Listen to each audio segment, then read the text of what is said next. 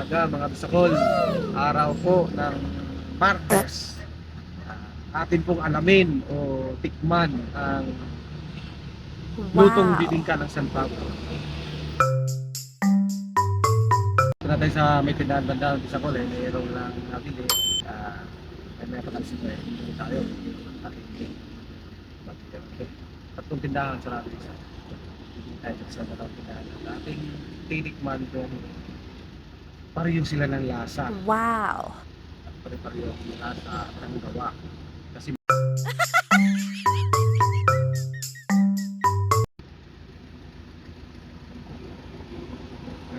maniyo ako.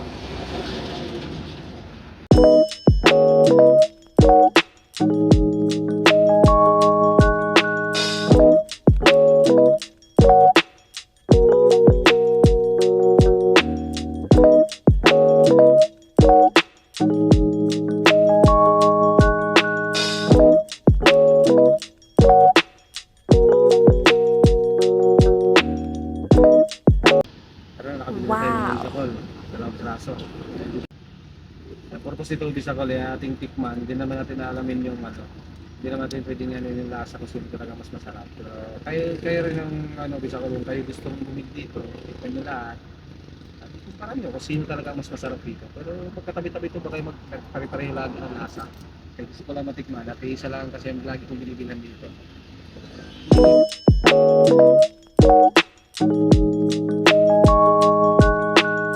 Luto na?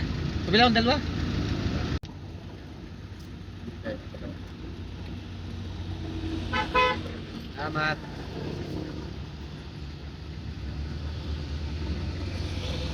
In game, isa ko, nakapili tayo. Dito naman sa kabila, bibili tayo ulit. Bali tatlong tindahan, bali apat na tindahan bibili natin. May luto na boss? Bilang dalawa. Magkano boss?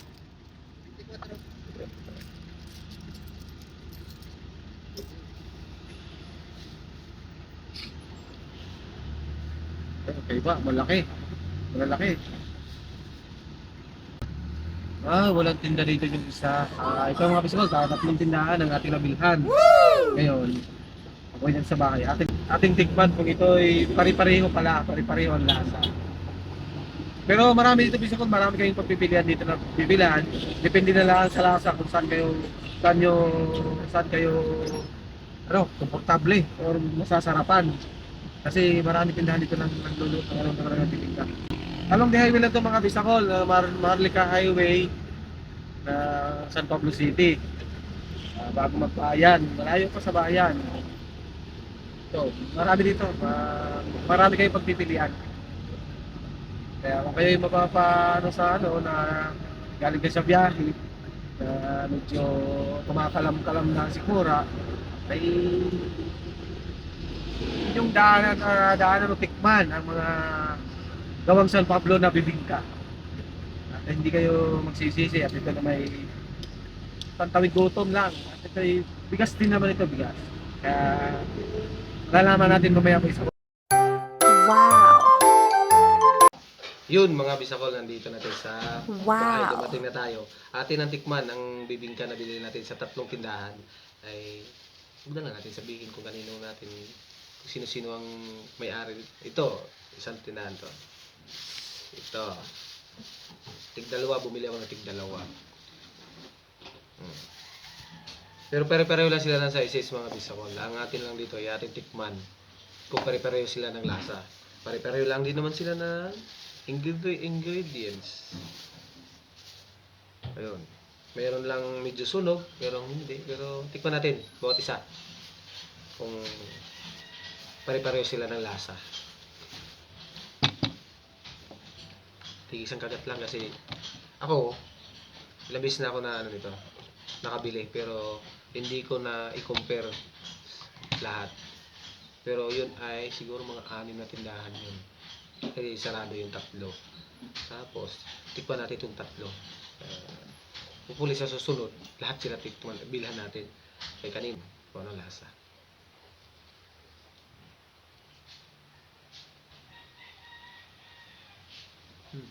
Sarap no? May itlog maalat kasi siya ako nilagay.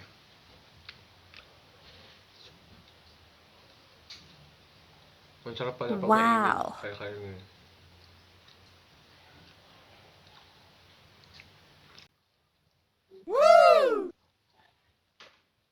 Hmm.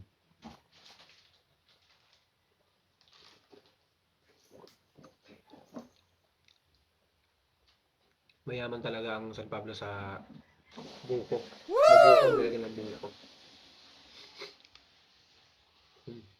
Sarap. Pero may isa. Gusto mo ibang kulay? Kumpara na isa. Pareho lang.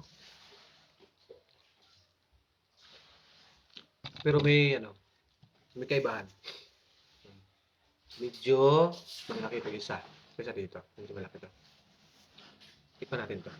Ano lasa?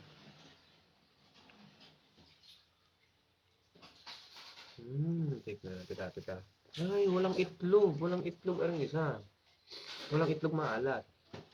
Pero, ewan, tikman natin. Kasi walang itlog maalat eh. Ano ito? Saging?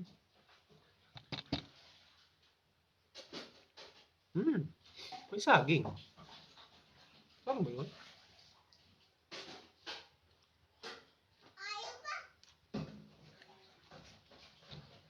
Pwede mo ba? Ayaw mo? Ayaw ni Bibi. Titikin ko sana. Ano kaya ito? Ah, saging. Iba naman ang ano nila, style nila. May saging. Masarap. Masarap din. Wala siyang itlog maalat.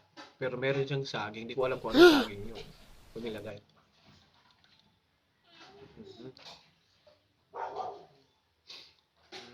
Ito, kaluto. Maganda pala din. Ito, sa gitna, itong nauna kong kinain, medyo siya basa. Ewan ko kung bagong hango or ito'y kanina pa nahango. Pero pare-pares lang init naman.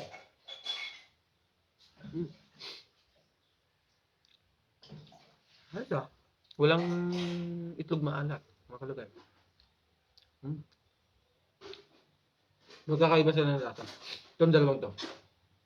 Itong may itlog maalat, itong saging lang nilagay. Kaya, siya ko itong patatlo. Medyo may kalahatan lang sa dalawa. Malit lang kundi. Ito, wala siyang itlog maalat. Wala siyang saging. Lasa nito, tikman natin. Kasi wala siyang itlog maalat. Wala siyang saging. Hindi ko alam kung ano saging yan. Kung sabaw, ano, lakatan. Basta't may saging siya. Tikman natin itong wala. Buko lang. Pero, the rest lahat, itong tatlo. May buko. Ito lang ang buko lang talaga. Walang itlog maalat. Walang saging. Buko lang. Literal na buko. Lahat naman ng bibingka yata nilagyan na nilang buko kasi. Yung sa kabila naman, wala lang talagang tinda ngayon. Pero nakatikim na ako doon. May buko din. Parang may itlog maalat din yata. Ito lang na iba, walang buhok, walang itlog maalat at saka pare-pare sila. May margarine. Yun nga. Fairness. Pare-pare silang bibingka. Parang bibingka talaga ito eh. Lasa. Doon sila magtatalo sa lasa. Pero tamang ano, tayo kumakain kasi, hinahanap natin yung twist eh, yung kanong lasa, kung ano. Hinahanap natin yun. Kaya minsan, kung saan natin nagagastuang bumili, binabalik-balikan natin. So, pero pag ikay gutom, wala na to. Kahit alin man dito, bibilin mo. Kasi ayos din naman sa lahat eh. Ayos din. Yun yung alaang. So, twist na lang na kung anong gusto mong ano yun na. Gusto mo medyo maalat. Gusto mo naman na, itong isa, hindi ko man sumapromote pero sa mga Bisaya talaga, ang saging. Isang pantawid gutom yan pag wala kang bigas. So, ito dinoble niya na. May bigas na, may saging pa. Sangka pa. Pareho wala, no? Ayaw bang hindi.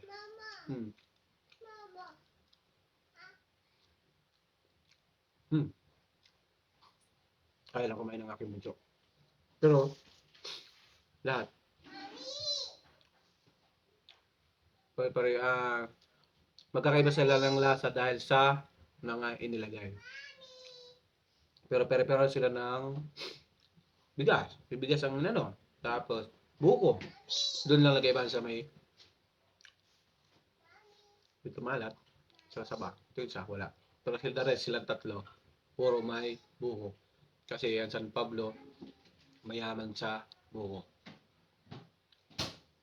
Ayos. Sol. Parang di ka makakain ng almusal ito. Yun lang mga bisakol. Makikita nyo sa video kung saan ang talagang kung saan kayo galing. Maynila, Bicol.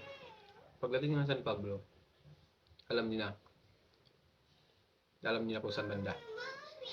Pag Bicol, right side. Pag galing Maynila, left side. Yun lang mga bisakol. Game-game lang tayo lagi.